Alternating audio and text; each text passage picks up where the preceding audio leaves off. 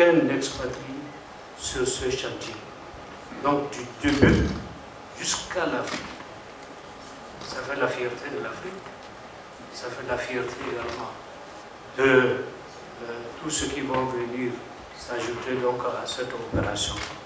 Ce que vous avez tout à l'heure posé la question de la fiabilité, si par exemple quelqu'un qui est en train d'opérer un projet de ce type, pour une raison ou une autre, il suspend, c'est que la fiabilité de cette personne ou de cette société n'est pas à vérifier.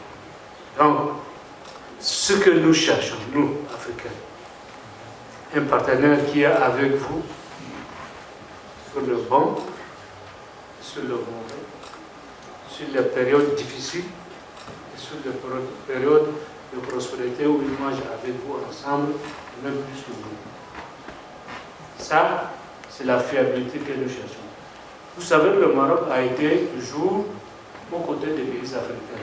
Remontons un peu vers l'histoire. Il a été toujours tourné vers l'Afrique noire.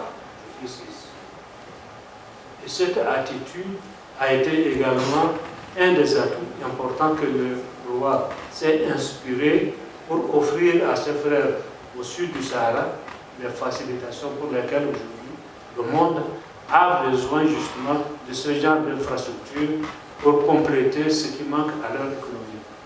Les matières premières, nous en avons. La gestion également de ces matières premières, nous les avons. Après la commercialiser, comment faire pour justement économiser le coût de transport de ces matières premières. Cette offre nous donne une opportunité importante pour suffisamment apprécier. Donc je reviens maintenant au port de Dakhla. J'ai conduit une délégation tchadienne d'hommes d'affaires la semaine dernière pour visiter justement la construction de ce port de Dakhla. Et j'ai dit que j'étais impressionné par la grandeur de ce projet. Ce que nous faisons aujourd'hui, cette communication, complète ce qui se fait là-bas. Parce que une infrastructure de ce type, si elle n'est pas comprise par la grande majorité, et surtout par la presse, qui va après vulgariser les objectifs de ce projet pour les pays africains, les avantages tirés également de ce projet, nos détracteurs vont dire, écoutez, c'est une affaire africaine.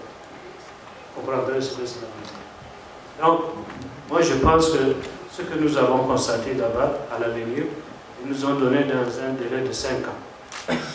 Le projet sera plus ou moins achevé. En ce moment-là, vous allez voir l'engouement des opérateurs économiques à venir se brancher sur cette infrastructure. Il reste maintenant du support, le corridor qui lie les pays qui seront appelés à bénéficier de ce port. Nous, les Cadiz, peut-être qu'il y en a d'autres, et même d'autres en Europe, justement, auront besoin de cette infrastructure.